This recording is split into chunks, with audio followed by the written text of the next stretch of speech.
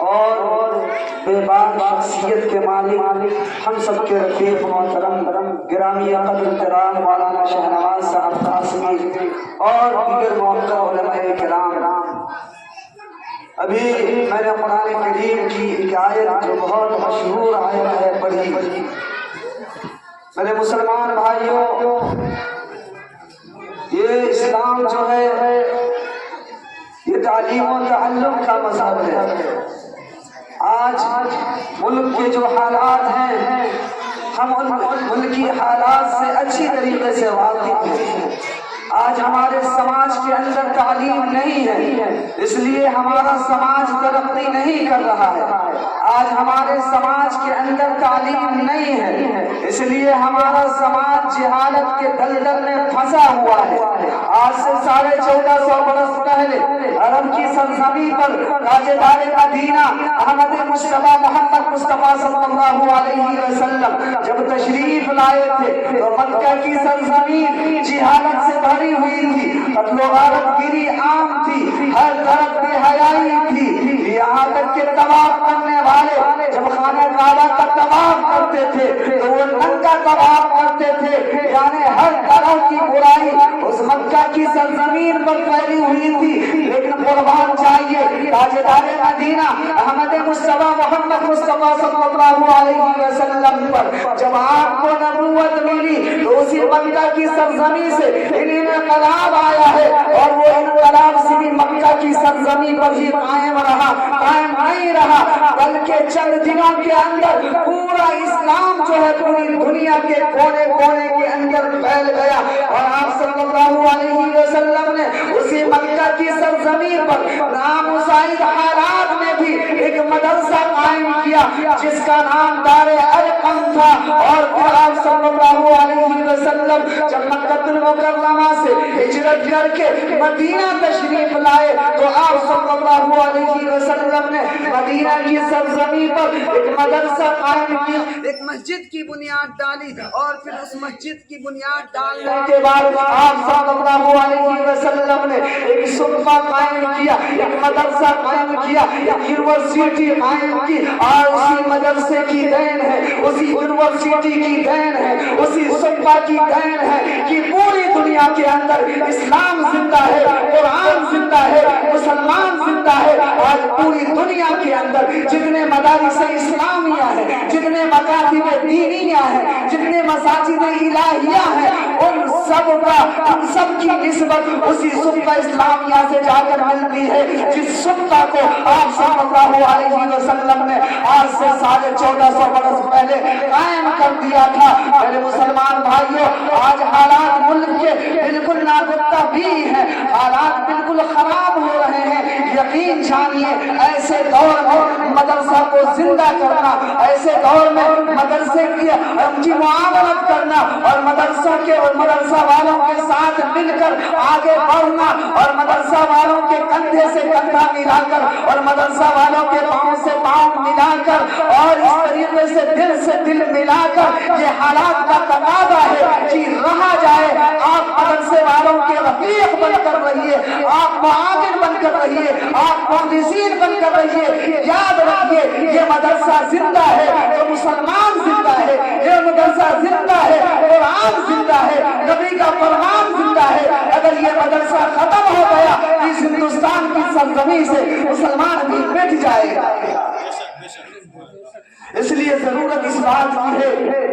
کہ مدرسہ کی تعلیم کو عام کیا جائے، مدارس اسلامیہ سے اپنے بچوں کو جوڑا جائے، اپنی بیٹیوں کو جوڑا جائے۔ آج سب سے بڑا المیہ ہمارے معاشرے کا یہ ہے کہ ہمارے معاشرے میں ہماری بچیاں مرتد کا شکار ہو رہی ہیں،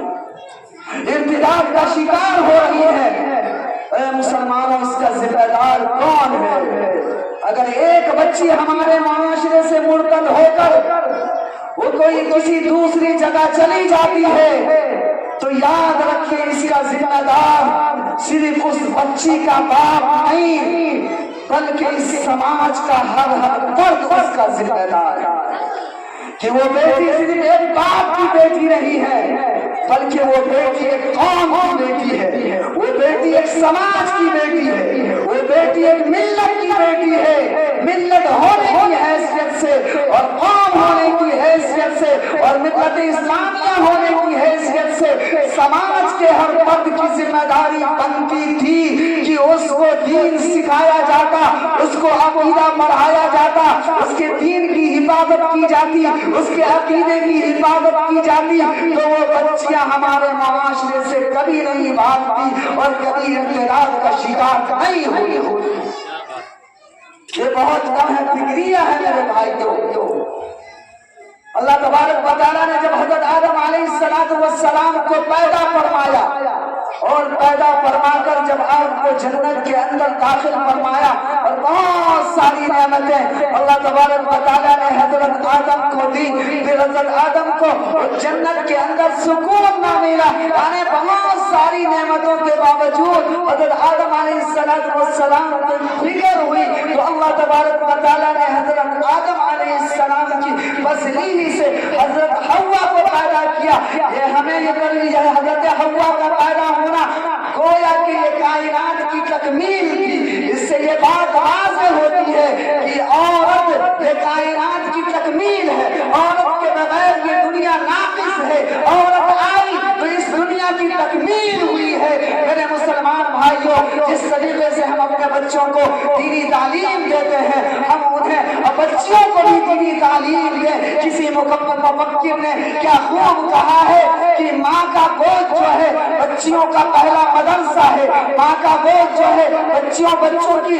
اور بچیوں کی پہلی تربیت کا ہے، ماں کا گود جو ہے بچے اور بچیوں کا پہلا مدرسہ ہے، پہلا مکتب ہے۔ بچے ماں کی گود میں سیکھتے ہیں، وہی تاثرات باہر آتا ہے۔ اگر بچے ماں کے گود میں سیکھیں گے، اس کے عقیدے کی درستگی کی جائے گی، اس کے ایمان کی حفاظت کی جائے گی، ہمارا معاشرہ جنت کا ایک نمونہ بنے گا۔ مفکرین نے کہا ہے کہ ایک بچی پڑھی تو ایک سماج کو پڑھائے گی، اور ایک فرد پڑھے گا تو وہ صرف تنہا پڑھے گا، مرد پڑھا تو ایک فرد پڑھا، خواتین پڑھی تو ایک سماج پڑھے گا۔ یقین جانیے، اور فلورنس کا رہنے والا ایک بادشاہ ہے، نیپولین ہے، وہ کہتا ہے کہ خواتین کو پڑھاؤ، یعنی تم ہمیں بہترین مائیں فراہم کرو، میں تمہیں بہترین ملت دیتا ہوں، میں تمہیں بہترین قوم دوں گا۔ تو ضرورت اس بات کی ہے کہ بچوں کی تعلیم کو بھی عام کیا جائے۔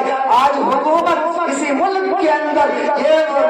تحریک چلا رہی ہے کہ بیٹی بچاؤ، ایک بیٹی پڑھاؤ، بیٹی پڑھاؤ۔ میرے مسلمان بھائیوں، میں آپ سے کہنا چاہوں گا یہ تحریک کوئی پرانی تحریک نہیں ہے، یہ تحریک کوئی نئی تحریک نہیں ہے۔ آج سے 1450 برس پہلے تاجدار مدینہ احمد مصطفیٰ محمد مصطفیٰ صلی اللہ علیہ وسلم نے اسی مکہ کی سرزمین سے اعلان کیا تھا اور کہا تھا کہ او لوگوں، جس نے اپنے 2 بچیوں کی صحیح پرورش کی اور اس کو صحیح طریقے سے تعلیم دی تو وہ بچی اس کو جنت کے اندر لے جائے گی۔ تاجدار مدینہ احمد مصطفیٰ محمد مصطفیٰ صلی اللہ علیہ وسلم نے سراقہ بن جوسم سے کہا تھا، اے سراقہ بن جوسم، کیا تمہیں ایک بات نہ بتاؤں، کیا میں تمہیں ایک بہترین صدقہ نہ بتاؤں؟ تو سراقہ بن جوسم نے کہا تھا، یا رسول اللہ، ضرور بتائیے، ضرور بتائیے، آپ کا بڑا احسان ہوگا۔ تاجدار مدینہ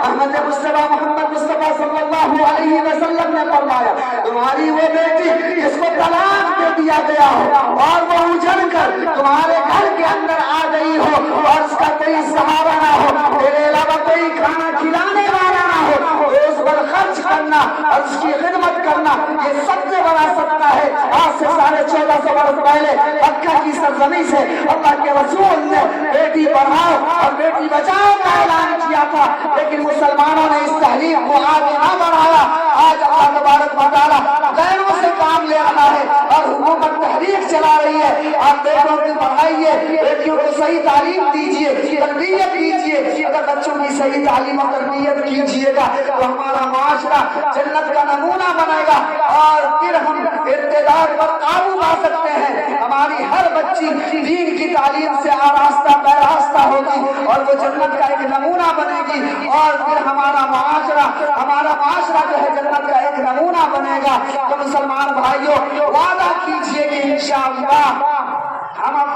معاشرے کے اندر رہ کر اپنی بچی کو ہر تعلیم دیں گے، لیکن ہر تعلیم سے پہلے ہم قرآن کی تعلیم کو مقدم رکھیں گے، ہر تعلیم سے پہلے حدیث کی تعلیم کو مقدم رکھیں گے۔ اگر اس طریقے کا ہم نے مزاج بنایا تو انشاءاللہ ہمارے ہی معاشرے سے انشاءاللہ ایک سے ایک انسان نکلے گا، اور جب دنیا کے مارکیٹ کے اندر جائے گا ہمارے مدرسے سے ایسے ایسے بچے نکلیں گے کہ دنیا کے مارکیٹ کے اندر جائیں گے تو ہاتھوں ہاتھ لیے جائیں گے، اور وہ صرف اپنے سماج کا نام روشن نہیں کرے گا، صرف معاشرے کا نام روشن نہیں کرے گا، بلکہ وہ ملک کا دنیا کا نام روشن کرے گا۔ اس لیے ہمارے سماج کو ایسے بچے کی ضرورت ہے جس کے اندر اخلاق ہو، جس کے اندر تربیت ہو، اور وہ بچہ جو دنیا کے مارکیٹ کے اندر جائے تو وہ ہاتھوں ہاتھ لیا جائے۔ ہمارے معاشرے کے اندر ڈاکٹر کی ضرورت ہے، ہمیں پائلٹ کی ضرورت ہے، ہمیں وکیل کی ضرورت ہے، ہمیں اچھے انسان کی ضرورت ہے۔ آج ہم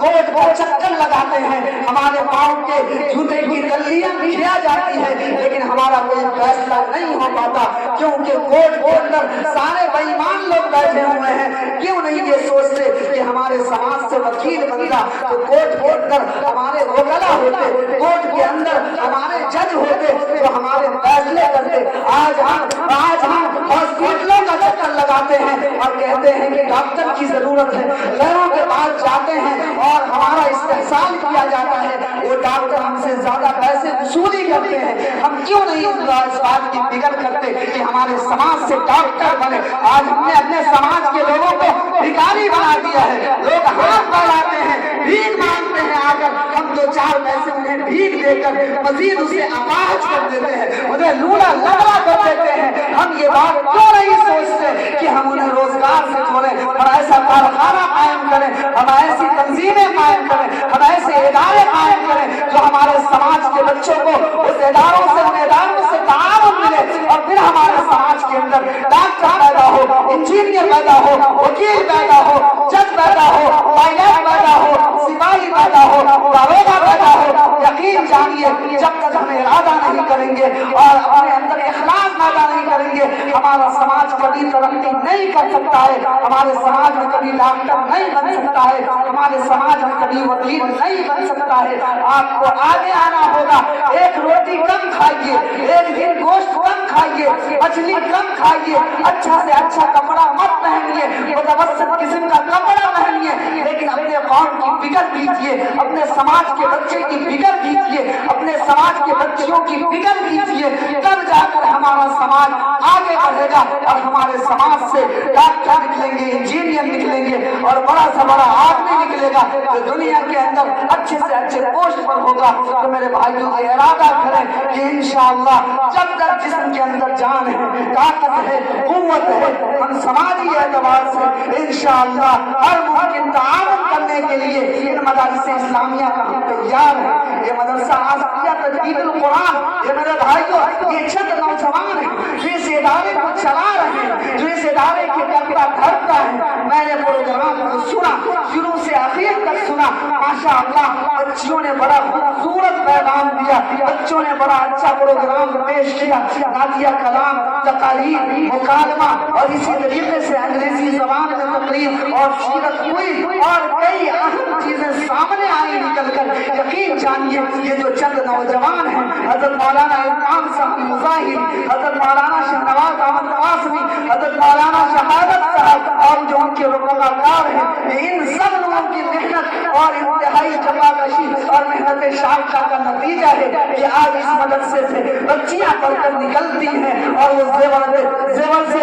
آراستہ ہوتی ہیں، وہ علم کے زیور سے آراستہ ہوتی ہیں، اور پورا ماحول جو ہے الحمدللہ اس بدھ نگرہ کا تعلیمی ماحول ہے، علمی ماحول ہے۔ جب آپ اس گاؤں کے اندر آئیں گے چھوٹے چھوٹے معصوم بچے سلام کرتے ہوئے نظر آئیں گے، یہ انہی مدرسے کی دین ہے۔ یہ چھوٹے چھوٹے معصوم بچوں کی زبان پر کلمہ ہے، سلام ہے، درود ہے، نماز کی دعائیں ہیں۔ اگر یہ مدرسہ نہیں ہوگا ان چھوٹے چھوٹے معصوم بچوں کی ایمان کی حفاظت کون کرے گا؟ یقین جانیے میرے مسلمان بھائیوں، اگر بر وقت آپ نے اس کی طرفداری نہ کی اور اس کی معاملت نہیں کی تو یہ مدرسہ ختم ہو جائے گا، اور آگے آنے والی نسل کو کوئی کلمہ پڑھانے والا نہیں ہوگا۔ اس لیے ضرورت اس بات ہے کہ مدارس کی اور اسلامیہ کو مضبوط کیا جائے۔ وقت زیادہ ہو چکا ہے میں اپنی بات کو ختم کرتا ہوں. وما توفیقی الا باللہ. اسلام زندہ باد, اسلام زندہ باد, قرآن زندہ باد, قرآن زندہ باد, مدرسہ آسفیہ زندہ باد, مدرسہ آسفیہ زندہ باد.